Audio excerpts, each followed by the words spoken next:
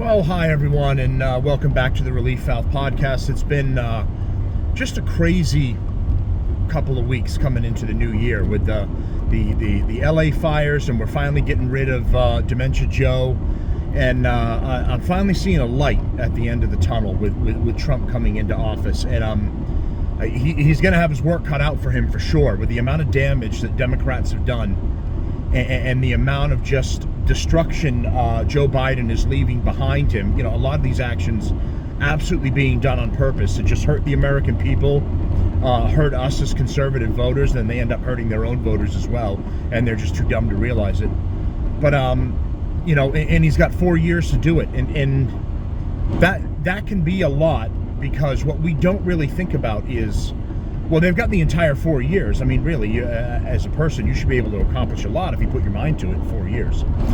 And the problem is, it's not that simple. So, you know, midterms are going to come up for the House and the Senate, and you know, Republicans are going to be running for re-election, and some Democrats are going to be doing the same thing. So halfway through his term as president, you're going to have your backup, your fellow Republican Party and others that you work with refocusing and focusing on their re-election, which then starts kind of taking them away from Congress, and they're doing a little less, or they're voting from Skype, or you know, doing something else. It ends up splitting everything. So really, when you break it down, they have about 2 years to really get a lot done with what they currently have in place right now, which for the Republicans is a very slim majority in the House and a very slim majority in the Senate as well. But they're in control of everything now. So they're in control of all of Congress, the House and the Senate, and they've got the presidency. Now, I give Democrats all of their fair criticism that they absolutely deserve. When normally I do a live show, and I do the shitbag roundup on Sundays, and 9 times out of 10 the shitbags are Democrats, but and rightly so, with everything that they do. But I don't give Republicans a free pass, and I expect that Donald Trump is going to stay to his word and do the things that he's going to do, and I'll have opinion about that as well. It's not I don't blindly follow. I know most people believe, oh, the MAGA supporters are all part of the cult, and you know, he says jump and you say how high type of thing. No, if he's moving in the right direction, that I think is helping not only me and my family, but millions of other Americans, you absolutely have my support. If you take a left turn and you do something that I don't agree with, I'm going to talk about that too, and I'm going to say I'm sorry, I don't agree with that. It shouldn't have happened that way. So he's got a lot to do, and not necessarily the 4-year time to do it, really, when you break down everything that's happening with the government. So I have the shitbag roundup. So his inauguration is Monday the 20th, right? So I'm going to do a live show on there, and I'm going to post TikTok. The Supreme Court's supposed to be making a decision today. I haven't gotten word of anything yet, so they're probably still deliberating. And we'll find out if they're putting in an extension for TikTok specifically. This is also going on YouTube and Rumble, and whether it's going to stay alive or it's going to be brought to an end. We'll see how it turns out. I highly advise to everyone to, regardless of whatever videos you do, regardless of whatever kind of content creator you are, you do news, fine. You do comedy, girl hits knucklehead boyfriend with, frying pan, and oh my God, that's so funny, show me 5,000 more times similar situations. Whatever it is, the end of TikTok is not the end of the world. You can create these videos on YouTube. You can create these videos on Rumble. I highly recommend Rumble. They are the next best solution and competitor to YouTube at this point, because unfortunately YouTube is not really a free speech platform either. It's not as bad as TikTok in censoring you, but it has its problems and it has its moments. Whereas in Rumble, I have never had one issue, not one. You can talk about virtually anything you want, and they're not gonna throttle you. They're not gonna shut down your page or give you a strike or a warning. I highly encourage everyone to go check out Rumble and do content creation on there. People and other way larger podcasts and news podcasts than my own have left YouTube because they've been demonetized, they've run into issues with it, and they've gone over to Rumble. And they're having a lot of success on Rumble because they're not running into the suppression of all of their conversation and content. So for anyone that's worried about where this goes from here, and it's kind of up in the air right now, we don't really know which way it's going to fall, I encourage you to go to either YouTube and Rumble, and I especially encourage you to go to Rumble because it's really a great platform, and I've had a really good experience on there. So I have the live show on Sunday. We're going to see everything, how it all plays out on TikTok, and we'll keep doing the news in the meantime. The one story I have here for a short kind of shitbag roundup is once again with the scumbag Democrats taking advantage of the American taxpayer. I'm going to put the video up here so you can see it. It's a picture, really. I don't know if the rest of the video is attached to it, but Democrats like Elizabeth Warren and others have been taking donations themselves, right, to help the people in California with the wildfires. I don't know if they're helping regular people or they're just helping their fellow scumbag left-wing elitists, but they're taking donations on their pages or their government site or whatever, right? ElizabethWarren.com or some crap like that. They're taking donations on there. What everyone's just finding out now is whether you like it or not, they're taking a percentage of your donation and it's automatically being funneled into Act Blue, which is for anyone that's unfamiliar about how some of the more common donation packs that the both sides use. The Republicans will have Win Red, and I've donated to that to either help them or help Trump in the past, and most recently as well. And the equivalent to that on the Democratic side is Act Blue.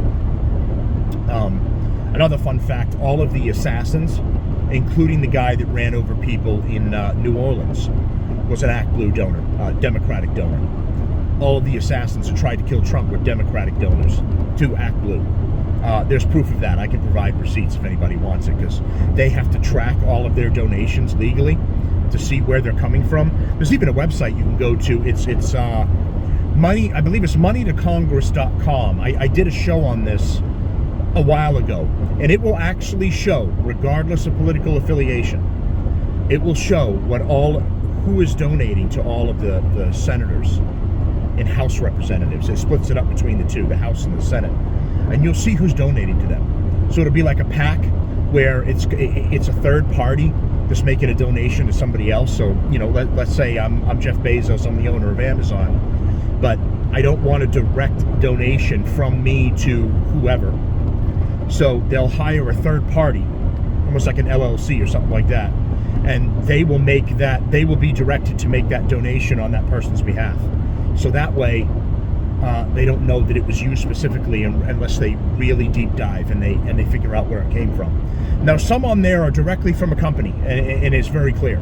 And the other ones are from third parties, lawyers or large establishment holdings that make the donation on behalf of someone else. And then you really got to look them up and follow the trail to find out who their original donor was and where it came from. So that's moneytocongress.com, I believe. But where the fuck was I going with that? I don't remember.